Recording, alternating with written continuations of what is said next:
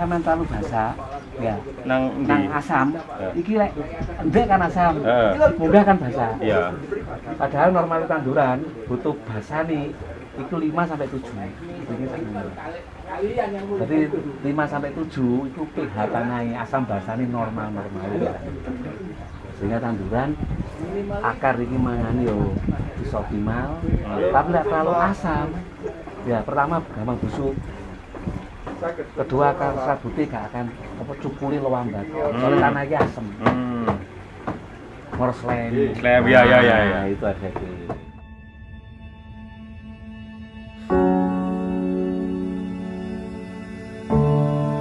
Jadi petani di sini masih belum bisa istilahnya mensiasati musim. Yang sekarang ini cukup luar biasa, musim penghujannya tidak siang sekali, tapi kadang satu hari satu malam hujan terus. Ini kecenderungan daun-daun yang ada di kawasan ini yang di pertanian kita ini busuk. Lihat di halak tanah.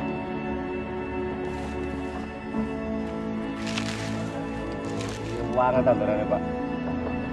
Gak kuat dua Pak. Kendalanya ini tandurannya angel Pak. Pertumbuhannya itu lambat tuh. Ya apa-apa enggak iso api. Gitu Pak. Jadi pH-nya lemah ini kurang, berarti pH-nya kini kurang dhuwur.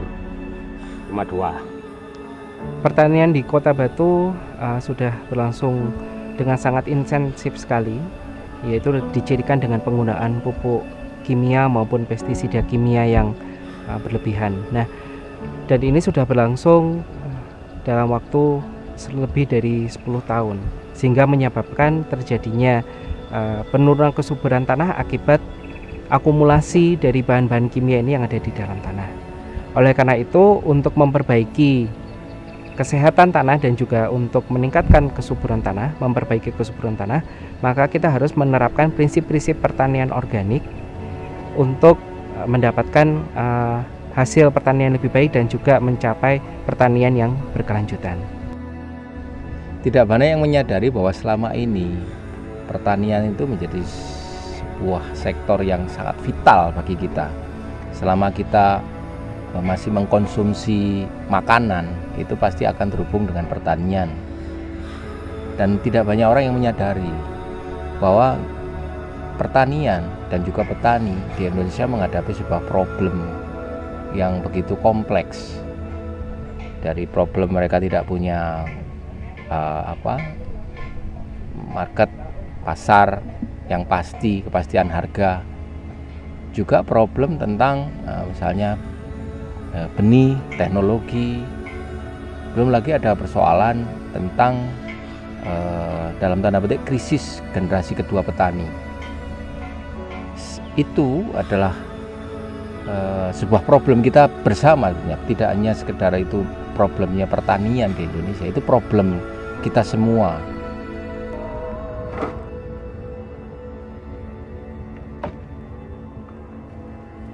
Tantangan yang dihadapi oleh pertanian di Kota Batu adalah mengikuti perkembangan dari Kota Batu sebagai kota tujuan wisata. Ini adalah banyak lahan-lahan pertanian yang tergeserkan menjadi lahan non pertanian, yang menyebabkan kegiatan pertanian sudah mulai ditinggalkan di Kota Batu. Untuk mengatasi hal tersebut, maka pertanian milenial, yaitu adalah pertanian dengan menggunakan teknologi tepat guna dan juga untuk menarik generasi muda untuk bertani, ini harus mulai digalakkan. Dan Sawarojo ini adalah salah satu hub atau menjadi titik awal di pertanian milenial di Kota Batu.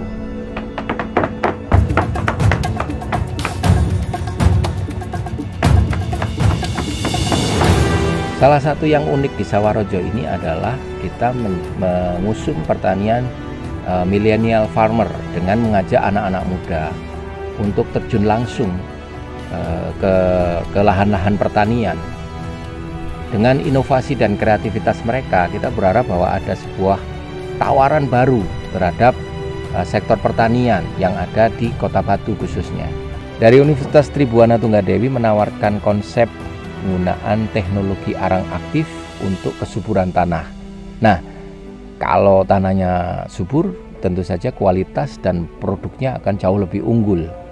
Dengan itulah kita berharap bahwa pertaniannya akan mempunyai nilai jual yang lebih tinggi. Biochar atau yang disebut dengan arang organik merupakan biomasa yang dipanaskan ataupun dibakar dengan tanpa atau sedikit oksigen. Dihasilkan dari bahan-bahan limbah pertanian, perkebunan maupun peternakan.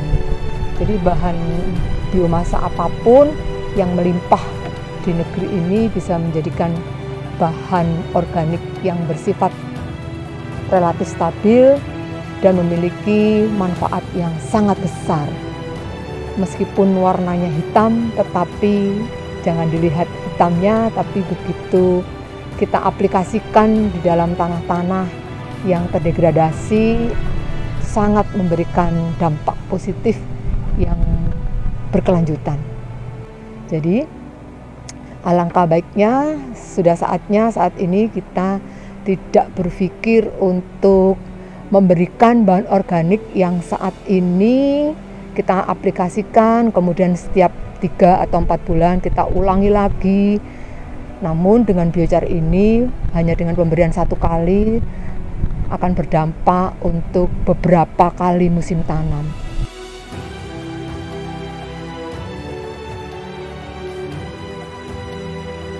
Di dalam proses aplikasi biochar ke dalam tanah, biochar tidak dapat diberikan secara sendiri. Dikarenakan biochar memang tinggi akan kandungan karbon, namun minim akan kandungan unsur hara tersedia di dalam tanah. Sehingga di dalam proses aplikasi biochar harus dikombinasikan dengan media tanam organik seperti pupuk kompos maupun pupuk kandang. Dosis optimum biochar yang diaplikasikan ke dalam tanah adalah 10 ton per hektar. Di dalam aplikasi di lapangan, perbandingan biochar dan media tanam organik yang diberikan adalah 1:1. Artinya 1 kg biochar dicampurkan dengan 1 kg pupuk organik, baik itu kompos maupun pupuk kandang, dan kemudian dibenamkan di dalam tanah sehingga dapat memberikan efek perbaikan tanah yang lebih baik. Di dalam proses aplikasi biochar di lapangan, lahan pertanian harus terlebih dahulu dibersihkan dari sisa-sisa gulma, namun tidak perlu menggunakan bahan-bahan kimia seperti herbisida, cukup menggunakan cara manual dan dipendamkan lagi ke dalam tanah. Setelah tanah dibersihkan dari sisa-sisa gulma, maka perlu dilakukan pengemburan menggunakan cangkul atau cara manual sebelum nanti akhirnya biochar dan media tanam organik tadi diaplikasikan ke dalam tanah. Proses aplikasi biochar pada lahan pertanian dilakukan dengan menaburkan terlebih dahulu media tanam organiknya, baru kemudian biocharnya ditaburkan di atasnya dan kemudian dicampur bersama dengan tanah. Untuk mendapatkan hasil perbaikan tanah yang maksimal, biochar harus dibenamkan minimal 10 cm dari permukaan tanah. Kemudian baru dapat dilanjutkan dengan proses penanaman tanaman. Biochar itu juga tak ubahnya memiliki peran seperti kita memberikan kapur ataupun dolomit gitu ya. Jadi biochar ini memiliki kemampuan untuk meningkatkan pH tanah atau meningkatkan kemampuan tanah untuk meningkat pH-nya. Kenapa demikian? Karena arang itu sendiri kalau kita ukur itu memiliki pH yang di atas ya, dalam arti sekitar 8 bisa sampai 12-14. Jadi kalau itu diaplikasikan pada tanah-tanah yang masam itu sangat baik untuk meningkatkan pH-nya. Jadi kalau masyarakat itu taunya meningkatkan pH dengan pemberian kapur, nah mari saatnya kita menggunakan arang ini. Jadi selain dia bisa meningkatkan pH tanah, memperbaiki ketersediaan hara dan memiliki efek lainnya.